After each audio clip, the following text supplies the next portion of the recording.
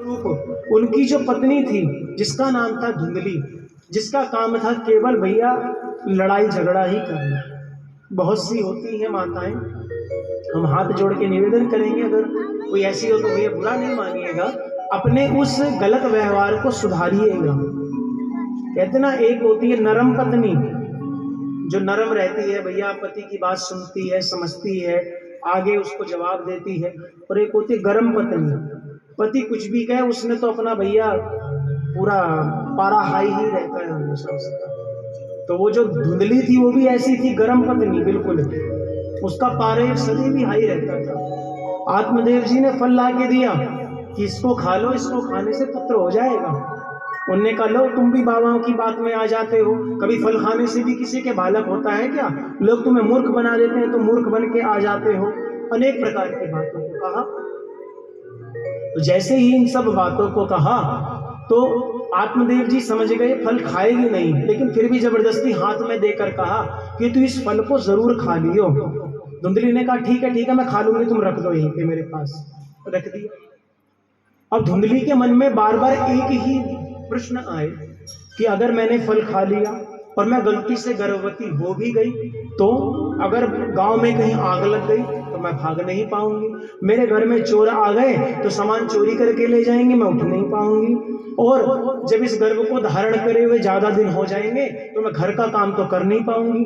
हो ना हो मेरे पतिदेव मेरी ननद को बुला लेंगे, ननद जी आएंगे और घर का सारा माल साफ करके ले जाएंगे। ना जाने उसके मन में क्या क्या भाव आ गया, वे उसकी बुद्धि ही ऐसी थी विकृत। तो उनने फल को नहीं खाया, और उसी समय में कुछ देर बाद उसकी एक बहन आ गई। कहीं पर वर्णन आया उसकी बहन आ गई, कहीं कहते हैं उसकी सहेली आ गई, और देखा बड़ी अपना चेहरे को मुरझाए हुई बैठी थी धुंधली। तो पूछा बहन क्या बात होगी, काहे को मुरझाए जो चेहरा बैठी है? कहते आज तुम्हारे जीजा जी फल ले आए और कहते संत की प्रसादी है, खा लो बालक हो जाएगा। ऐसा भी कभी होता है क्या? तो बहन कहती बात तो तू सही कह रही है। अब भैया जैसी वो खुद वैसी उसकी सखी सहेली, ऐसा ही होता है ना भैया। वो कहते ना, ज्ञानी से ज्ञानी मिले होए ज्ञान की बात, और मूर्ख से मूर्ख मिले होए घूसा लात। ज्ञानी से ज्ञानी मिलेगा तो ज्ञान की बातें करेगा, और दो मूर्ख मिल जाए तो थोड़ी देर में आपस में लड़ना झगड़ना चालू कर देंगे। तो उन्होंने कहा बहन तू बिल्कुल ठीक कह रही है, ऐसा ही होगा। ऐसा कोई हो सकता है क्या, संत फल दे और हम खा लें तो गर्भवती? नहीं ऐसा नहीं होता, बेकार है ये। तो क्या करूं बहन? तो उन्होंने कहा काम देख, मैं गर्भ से हूं अभी, जो दाई माता होती है उन्होंने मेरी नाड़ी देखकर, भैया पहले तो ऐसे ही बता दिया करते थे, उनने देखकर बताया है कि अभी मेरा गर्भ धारण हो गया है। तो एक काम कर, कुछ दिनों तक तू गर्भ धारण करने का नाटक करियो, अपने पेट में कपड़ा आदि लगा लियो, और जब समय आने पर मेरी संतान हो जाएगी तो मैं तुझे उसको दे दूंगी, और तू उसके बदले मुझे खूब सारा धन दे दियो, क्योंकि मेरे यहाँ संतान की कमी नहीं है, मेरे 3-4 बालक पहले ही हैं। तो मुझे तू संतान दे दियो, तो मैं तुझे संतान दे दूंगी और उसके बदले तू मुझे धन दे दियो। अपने पति को मैं मना दूंगी किसी भी तरह, जब इतना सारा धन मिलेगा तो वो भी मान जाएगा। तो दोनों में डील भैया फाइनल हो गई। अब उन्होंने कहा इस फल का क्या करें? तो उन्हीं के प्रांगण में एक गौ माता थी, एक काम करते इस गौ माता को फल खिला देते हैं।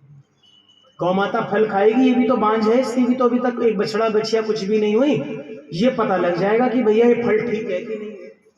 समय बीतता गया, और आत्मदेव जी भी देखा करते रोज अपनी पत्नी धुंधली को।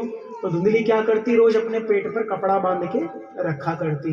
जब धीरे धीरे समय बढ़ता गया, उन्होंने उस कपड़े को और थोड़ा, भैया होता है ना कि माताओं का जैसे जैसे समय आता रहता है प्रसव का, तो उस समय उसके अनुसार वो उसने भैया कपड़े को बढ़ा लिया। अब आत्मदेव जी प्रसन्न रहते कि मेरे घर भी बालक आएगा, संत ने प्रसाद दिया है, तो सब कहते रहते।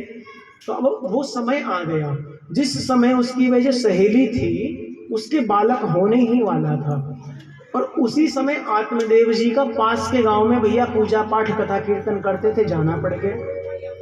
और उस समय उसकी जैसे ही उसकी सहेली के बहन के वो बालक हुआ, वो अगले दिन ही बालक को लेकर आई और उसकी गोद में दे दिया।